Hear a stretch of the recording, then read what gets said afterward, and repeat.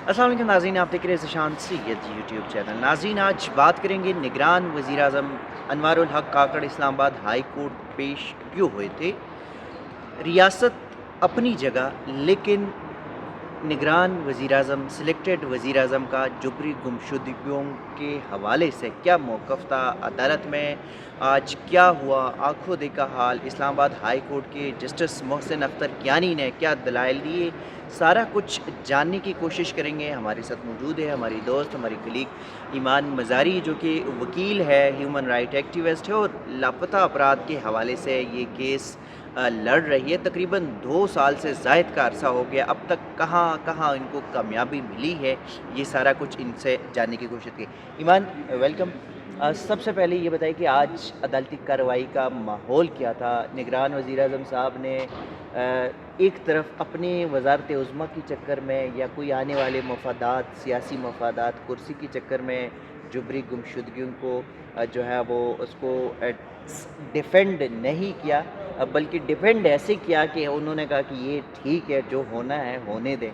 तो इस पे क्या कहेंगे? देखिए, बहुत अफ़सोसनाक बात है कि किसी भी मुल्क का वज़ीर आज़म, चाहे अदालत के बाहर हो, चाहे अदालत के अंदर हो, इस तरह का तासुर देने की कोशिश करे जैसे कि इनफोर्स डिसअपीयरेंस, जबरी गुमशुदगी का मसला लिंक्ड है बलूचिस्तान में जो इंसर्जेंसी चल रही है। जबरी गुमशुदगियाँ ना तो बलूचिस्तान तक महदूद है, पूरे मुल्क में हो रही हैं, तो ये जवाज़ बनता नहीं है। तो ये बहुत ऑफेंसिव बात है और मैंने इस पर ऑब्जेक्ट भी किया अदालत में कि इस तरह आप फैमिलीज़ के जो सेंटिमेंट्स हैं वो हर्ट नहीं कर सकते। वो फैमिलीज़ जिनके प्यारे सालों साल से लापता हैं, उन्हें आप आकर इस अदालत में कह रहे हैं कि जी आप इंसर्जेंट्स की हिमायत करते हैं। ये तो एक अब्सर्ड सी बात है। लेकिन बिल्कुल मेरी तवक्को पर ही वो पूरे आए हैं, क्योंकि हमें उनसे यही एक्सपेक्टेशन थी। वो बहुत देर से ऐसी बातें कर रहे हैं जो कि गैर ज़िम्मेदाराना है और जो कि पाकिस्तान के लिए इंटरनेशनली हमें डिफेम करने वाली बात है कि वज़ीर आज़म अदालत में आकर कह रहे हैं हमें ये चीज़ें करनी पड़ती है क्योंकि अदालतें आप लोग कन्विक्ट नहीं करते दहशत गर्दों को, और हमें फिर लोगों को उठाना पड़ता है। अच्छा, उन्होंने एक और बात भी की। उन्होंने कहा कि जो ह्यूमन राइट्स एक्टिविस्ट है, यानी किसी तरीके से उसने आपकी तरफ भी इशारा किया कि जब वहाँ पे फ़ौजियों को मारे जाते हैं, या स्पेसिफ़िकली उन्होंने कहा कि पंजाबियों को वहाँ मारे जाते हैं, तो ये लोग खामोश होते हैं। और जब यहाँ पे दूसरी साइड पे नॉन स्टेट एक्टर्स की बात होती है या जुबरी गुमशुदगियों के हवाले से बात होती है, और हम अगर इनसे पूछते हैं कि हमें लिस्ट प्रोवाइड करें, तो वो अजीब एक नाम को जो है ना इधर उधर करके और कोई 500-600 का लिस्ट है, तो ये ख़ुद मामले को वो क्या बात? 2-3 बातें हैं इसमें। सबसे पहले जो आपने लिस्ट की बात की, वो बार बार पहले भी हमने ये बात की है कि जो यूएन का क्राइटेरिया है, यूएन का क्राइटेरिया ये है, मैं आज वाज़ेह कर दूँ, उस जबरी गुमशुदा शख्स का नाम, उसके वालिद का नाम, कोई आइडेंटिटी डॉक्यूमेंट की डिटेल अगर मिल सके, प्लेस ऑफ डिसअपीयरेंस जहाँ से उठाया गया था, टाइम अगर हो जबरी गुमशुदगी का, और डेट जबरी गुमशुदगी की, और किस पर सस्पेशन है। ये क्राइटेरिया है यूएन का। तो पहले तो वज़ीर आज़म साहब अपने फैक्ट्स करेक्ट कर दें। दूसरा आपने सवाल अभी किया था, वो रिपीट अगर आप कर लें इससे पहले वाला। कि वज़ीर-ए-आज़म साहब जो है वो कह रहे हैं कि जो ह्यूमन राइट्स जी, एक्टिविस्ट है वो। उन पर क्यों नहीं बात हाँ, करती। जी, अब इसमें ज़ीशान साहब एक बहुत मेरी एक छोटी सी गुजारिश है, पीएम साहब ये समझने की कोशिश कर लें तो अच्छा होगा कि हमारा जो कॉन्ट्रैक्ट है, सोशल कॉन्ट्रैक्ट है हर शहरी का, वो रियासत के साथ है। एग्ज़ैक्टली। कोई बीएलए या टीटीपी हमें कुछ नहीं ओ करती और ना ही हम उनसे तवक्को करते हैं। वो नॉन स्टेट एक्टर्स हैं। हम आइन की सुप्रेमेसी चाहते हैं, आइन में जो दिए गए हकूक़ हैं उनकी सेफ़ गार्डिंग चाहते हैं, और वो हमें सिर्फ रियासत दे सकती है। तो ये जो उन्होंने बात की है कि जी हम ये नहीं बोलते, वो नहीं बोलते, पता नहीं वो कहाँ से ये सर्वेल करके बता रहे हैं कि हम नहीं बोलते। तमाम जो इंसानियत की खिलाफ वर्जी हैं उन पर हम बोलते हैं। और ये जो आप कह दें बैक हैंडेड कमेंट्स थे, इनकी I think prime minister level पर इस तरह नहीं करनी चाहिए। अच्छा, एक और चीज़, बल्कि जस्टिस मोहसिन अख्तर कियानी ने भी वज़ीर-ए-आज़म को मुखातिब करते हुए कहा कि एक तरफ आप कहते हैं कि अदालतें उसको रिलीफ़ देती है और छुड़ा देती है, दूसरी तरफ मामला ये है कि हम ख़ुद कहते हैं कि आपने कितने बंदे उठाए, गिरफ़्तार कराए रियासती इदारों ने, और आपकी रिपोर्ट्स जो अटॉर्नी जनरल ने हाई कोर्ट में जमा करे, उसमें ख़ुद कहा जा रहा है कि 9 बंदे सीटीडी के हिरासत में थे।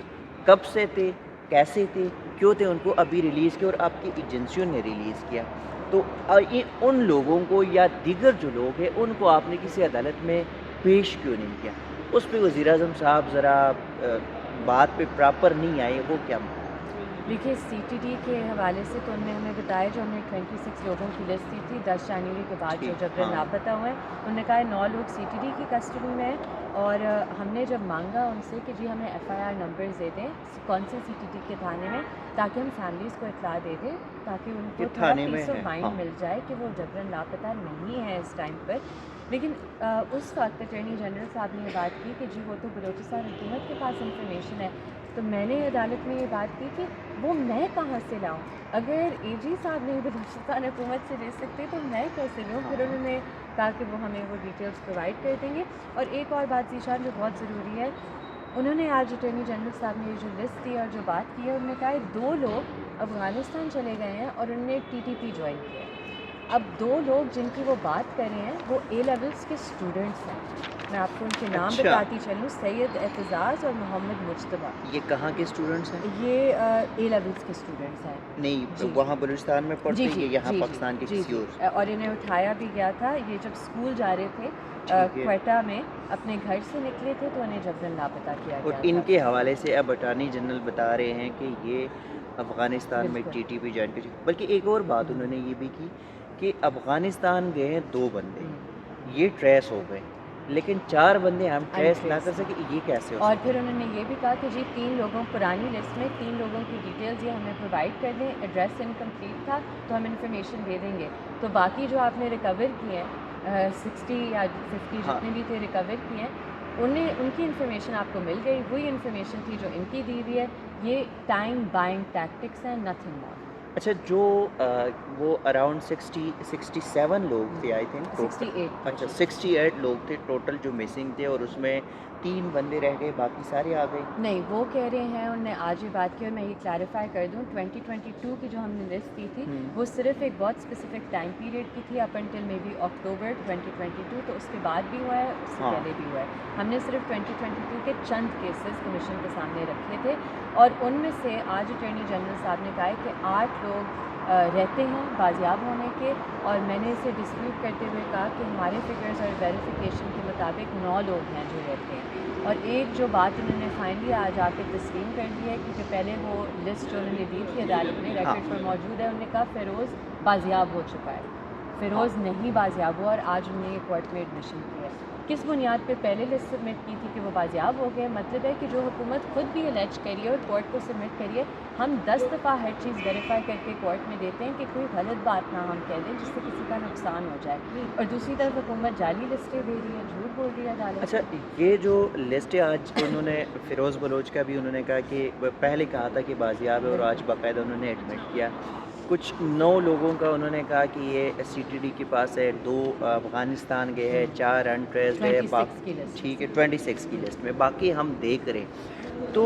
یہ جو 9 لوگ تھے ان کے حوالے سے بھی وفاقی حکومت کو ابھی تک کوئی پتہ نہیں کہ کیوں گرفتار تھے، کیسے گرفتار تھے، کیا مقدمات تھے؟ ایگزیکٹلی، اور اگر پہلے سے گرفتار تھے تو آ کر بتا دیتے جب ہیئرنگز ہوئی ہیں کہ جی وہ سی ٹی ڈی کی کسٹڈی میں، لیکن یہ اسی طرح ہوتا ہے۔ دیکھیں ہم نے پہلے بھی یہ کیسز میں دیکھا ہے، خاص کر بلوچستان میں یہ ہوتا ہے، کسی اسٹوڈنٹ کو اغوا کیا جاتا ہے، اس اغوا کو لیگل کور دینے کے لیے، اور یہ میں نے بات عدالت میں بھی پہلے ہاں، کی ہوئی ہے، سی ٹی ڈی ایک پرچہ درج کرتی ہے اور وہ ایک سٹینڈرڈ پرچہ ہوتا ہے۔